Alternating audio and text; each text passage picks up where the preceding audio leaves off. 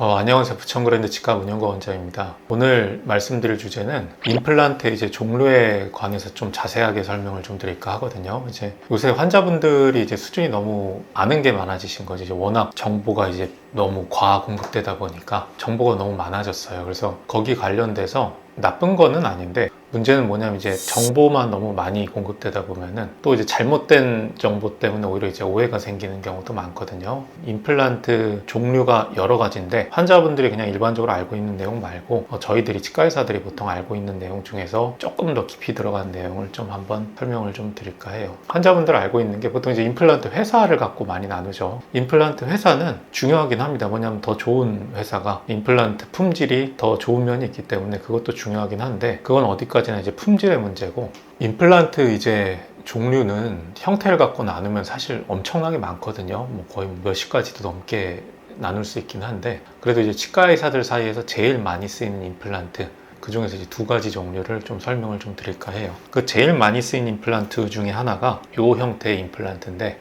요걸 본레벨 임플란트 혹은 아스트라 타입 임플란트라고 부르기도 합니다. 이게 아스트라라는 회사에서 처음으로 이 형태를 개발했기 때문에 그런 식으로 많이 불리는데, 이 임플란트는 뭐냐면 뼈 안에다가 직접 심고 그 다음에 위에다가 중간 머리를 올리고요. 그 다음에 마지막으로 최종 머리를 올리는 형태, 이런 형태로 임플란트가 보통 마무리가 됩니다. 제가 설명드린 두 번째 임플란트는 사실 요거를 말씀드리고 싶어서 제가 이 영상을 찍는 건데 SS 타입이라는 임플란트거든요. 이 보시면은 첫 번째 임플란트랑 어떤 차이가 있냐면은 이 첫 번째 임플란트 같은 경우는 위에 플랫폼이 없죠. 플랫폼이라는 게 이 위에 깔때기 같이 생긴 부분이 없고요. 그 다음 이 임플란트는 이 중간에 깔때기 부분이 있습니다. 이 차이가 사실 엄청나게 큰 차이를 만들어요. 이게 어떤 차이냐면은 이 임플란트는 저희가 수술을 할 때 뼈 수준에 맞춰서, 뼈가 있는 곳에 맞춰서 깊숙이 이렇게 심는 임플란트고요. 이 임플란트는 뼈는 여기까지만, 그리고 잇몸이랑 만나는 부분은 이 플랫폼 부분을 여기까지는 다 잇몸 안에 묻어둡니다. 그래서 잇몸 레벨에 맞춰서 심다. 그래서 티슈 타입이라고 하기도 하고, 이건 아까 말한 대로 본 레벨 임플란트, 이렇게 부릅니다. 근데 제가 제일 많이 쓴 임플란트는 티슈 타입 임플란트, 이 임플란트를 제가 많이 써요. 치과 쪽에서 대세는 본 레벨 임플란트, 요거를 더 많이 쓰긴 하는데 제가 이 임플란트를 더 많이 쓰는 이유가 또 따로 있기는 합니다. 원래 옛날에 불과 한 몇십 년 전만 해도 이 티슈 타입 임플란트가 원래는 대세였어요. 치과 의사들 사이에서 세미나가 많이 보급되고 하면서 그때 연자분들이 본 레벨 임플란트를 많이 홍보하셨기 때문에 요걸로 많이 넘어왔죠. 이 본 레벨 임플란트의 장점은 수술하기가 용이하고, 나중에 위에 머리 만들 때 아무래도 이 타입 임플란트보다 머리 만들기가 조금 더 간단합니다. 그 외에도 여러 가지 장점이 있긴 한데 여러 가지 부분 때문에 이게 대세로 자리 잡았죠. 근데 이 임플란트의 치명적인 단점은 뭐냐면은 교합력이 센 분들 같은 경우에 쪼개져요, 임플란트가. 왜냐하면 구조를 보시면 아시겠지만 안에가 구멍이 뚫려 있잖아요, 그죠? 여기다가 이런 식으로 체결을 하는 방법이기 때문에 계속 씹다 보면은 계속 이 임플란트를 쪼개는 힘이 발생됩니다. 저장력이 센 분들 같은 경우는 나중에 몇 년 쓰다 보면은 쪼개져서 오시는 분들이 있고요. 근데 반대로 제가 애용하는 이 SS 타입 임플란트는 뭐냐면은 제가 많이 심어봤지만 벌써 거의 한 몇천 개 이상을 심었죠. 아직까지는 쪼개진 적이 한 번도 없습니다, 이 임플란트는. 어디서 그 차이가 오냐면 일단은 아까 말씀드린 이 플랫폼 부분, 이 부분이 두껍기 때문에 일단 기본적으로 쪼개지기가 힘든 구조고요. 또 하나 뭐냐면 이 임플란트, 이 본 레벨 임플란트는 딱 씹었을 때 이 응력이 생기는 부위가 목 부분에 있어요. 그래서 씹고서 계속 이렇게 씹을 때마다 여기에서 계속 응력이 생기다가 결국에 나중에 이게 이 임플란트를 찢어버리거든요. 근데 이 SS 타입 임플란트는 이 임플란트보다 이 플랫폼 부위가 한 3mm 정도 더 길기 때문에 그만큼 응력이 들어가는 게 굉장히 적습니다. 장기간 생존율로 봤을 때는 이 임플란트가 아주 우수해요. 이 임플란트 물론 단점이 있어요. 위에 머리를 만들 때 형태 만들기가 좀 힘든 부분이 있고, 이 임플란트에 비해서 음식물 관리하기가 조금 더 불리한 부분이 또 있습니다. 장단점이 있지만 제가 생각했을 때 우리나라 분들은 이 씹는 힘이 너무 강하고, 중요한 건 사실 오래 가는 거거든요. 오래 가는 게 일단 제가 봤을 때는 제일 중요하다고 생각을 해요. 당장 지금 편한 것보다는 결국 입안에서 오래 버티는 게 가장 중요하기 때문에 SS 타입의 임플란트를 저는 선호를 많이 합니다. 치과 의사분들이 생각이 조금 다를 수도 있는데, 최근에 이제 제가 이제 세미나를 듣다가 만난 연자분, 그분 이제 오스템에서 강의를 하시는 분인데, 그분도 그 얘기를 하시더라고요. 자기도 이제 임플란트, 아까 말한 이 본레벨 임플란트를 몇십 년 동안 심었는데 최근에는 다 이 SS 타입으로 선회를 했다. 결국에 제가 말씀드린 그 단점 때문에 찢어지는 거. 왜냐면 개수가 많아질수록, 수술한 개수가 많아지고 환자들이 많아질수록 한두 명만 찢어져도 아주 이 골치 아픕니다. 아주 피곤해져요. 환자분들이야 뭐 찢어져서 오시면은 임플란트를 뺄 때 그냥 빼는 게 아니고 뼈를 다 갈아서 뽑아야 되기 때문에 아주 이 처리하기도 피곤하고 환자분도 힘들고 하시죠. 그래서 이 SS 타입 임플란트로 다 넘어갔다. 그리고 저도 그 부분에 많이 동의를 했어요. 이게 훨씬 그런 부분에서 우수한 것 같다. 그래서 임플란트 종류는 크게 이렇게는 아니고요. 거기 이제 추가로 임플란트 이제 뭐 어떤 표면에 뼈랑 잘 붙으라고 표면 처리를 하고 뭐 그런 게 여러 개 나뉘긴 하는데, 그거는 사실은 뭐 환자분들이 굳이 알 정도로 이제 그렇게 깊이 할 필요는 없다고 생각을 해요. 제가 이제 보통 환자분들한테 설명드릴 때는 항상 이 임플란트 추천을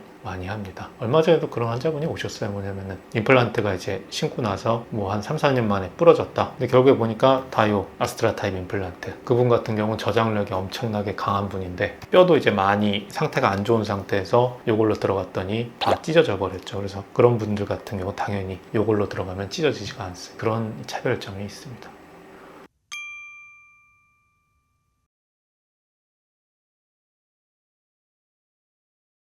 둘 다 준비되어 있습니다.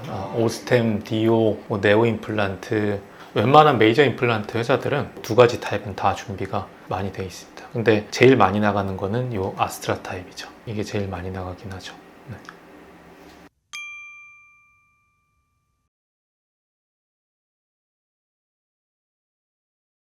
아니다, 어버트먼트랑 같은 게 아니고 여기 깔때기 붙어있는 이 부분을 플랫폼이라고 하고요. 어버트먼트는 이 위에 있는 거. 이것도 마찬가지, 이게 어버트먼트고요. 지대치라고 하는데 이 머리가 올라가는 부분, 도자기 머리가 올라가는 부분을 어버트먼트라고 하거든요. 근데 이 픽스처 타입, 이 본레벨 임플란트는 여기 깔때기가 없습니다. 여기 깔때기가 없고 그 다음에 여기다 바로 체결되는 방식인데, 이 SS 타입 임플란트는 중간에 깔때기가 있고요. 그 다음 어버트먼트가 그 바로 위에 여기부터 시작돼요. 그래서 씹었을 때 응력이 여기서 걸리겠죠. 근데 얘는 씹었을 때 응력이 여기서 걸립니다. 그러니까 그 요만큼의 차이, 이 차이가 이제 만드는, 그 차이를 만드는 거죠. 나중에 긴 시간 동안 저자갑을 계속 받았을 때 여기는 찢어지고 여기는 버티고. 왜냐면은 2.8mm라는 이 차이가 막상 입안에서 보면은 엄청나게 큰 차이거든요.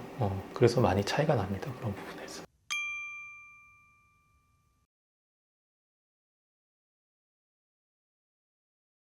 엄청나죠.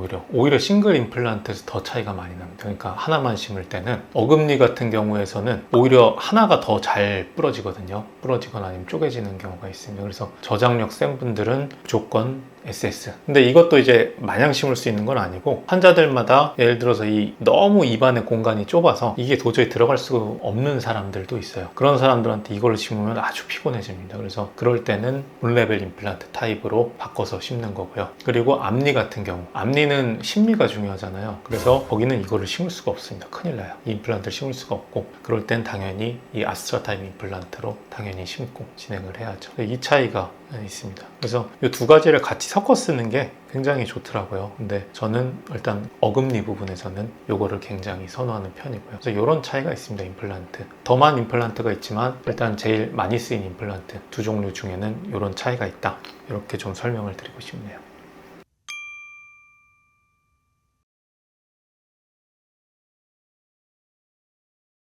의사분들마다 다 호불호가 있을 수 있어요. 그러니까 뭐냐면 이제 지르코니아 크라운을 좋아하시는 분도 있고, 근데 저는 여전히 금을 가장 선호합니다. 의사분들은 그 에비던스 베이스라고 그래서 근거를 좋아하거든요. 근거. 이 근거라는 게 유두리가 필요합니다. 유두리. 저도 이제 의사고 다른 친구들도 의사고, 그러니까 학문적으로 아주 깊이 파고드는 분도 있고 아닌 분도 있고, 에비던스 베이스에 너무 깊이 매몰돼 버리면은 놓치더라고요. 되게 중요한 것들을. 실험실에서 증명됐다 그래서 그게 꼭 진실인 건 아니거든요. 이 치료라는 거는 지금 몇백 년 동안 계속 바뀌어 왔잖아요. 그죠? 옛날에 맞다고 했던 게 아니요. 또 맞다고 했던 게 이제는 아니라 그러고 그게 계속 트렌드가 바뀌어요. 에비던스 베이스 학문적으로 맞다 그래가지고 그게 좋은 진료라는 증거가 꼭 되는 건 아니더라고요. 장기적으로 봤을 때. 제가 어떤 경우가 있었냐면 저도 어렸을 때 세미나를 한참 들을 때 그런 세미나를 듣고 거기에서 이제 새로운 걸 배우고 적용하는 거를 되게 좋아했었는데 그때 이제 제가 배웠던 개념 중에 이제 IDS라는 게 있었어요. 치아 표면에다가 이제 뭐 어떤 처리를 해서 뭐 접착할 때 뭐 잘 접착되게 하고 뭐 이제 그런 개념의 이제 치료입니다. 뭐 IDS라는 게 그게 이제 좀 예민하고 하기 때문에 이 치료를 할 때 좀 신경을 잘 써서 해야 되는 부분이 있었거든요. 아주 유명하신 연자님 그분이 이제 쓴 제가 책도 보고 강의도 듣고 나서 그분이 이제 만날 기회가 있어서 가서 물어봤죠. 이거 이제 이런 경우에 이 IDS를 어떤 식으로 하는 게 더 나을까요? 이제 그때 원장님이 이제 저에게 뭐라고 하셨냐면은 내가 오랫동안 진료를 해보니까 이 치과 진료라는 게 그렇게 미시적인 영향 부분이 장기간의 생존율에 영향을 끼치지는 않더라. 그래서 난 지금 그걸 안 한다. 이렇게 얘기를 하셨어요. 웃긴 거죠. 뭐냐면은 그 술식 결국에 그것 때문에 더 소모되는 시간 의미가 없는 게 돼버린 거잖아요. 물론 이제 그분 말이 또 정답이 아닐 수도 있어요. 그게 또 이제 어떤 의미 있는 부분이 있을 수도 있는데 제가 하고 싶은 말은 뭐냐면은 대세라 그래서 무조건 뭐 예를 들어 어떤 이제 논문에서 옳다고 해가지고 무조건 이 치료라는 게 정답이 되는 건 아니더라고요. 그냥 이 임상이라는 거는 상황 따라서 좀 변형시켜야 될 때도 있고 그 시기에 맞는 또 치료를 해야 될 때가 있어요. 그래서 너무 그렇게 이 교과서적인 거기에 이제 매몰되다 보면은 놓치는 부분이 많을 수 있다 이런 생각을 합니다.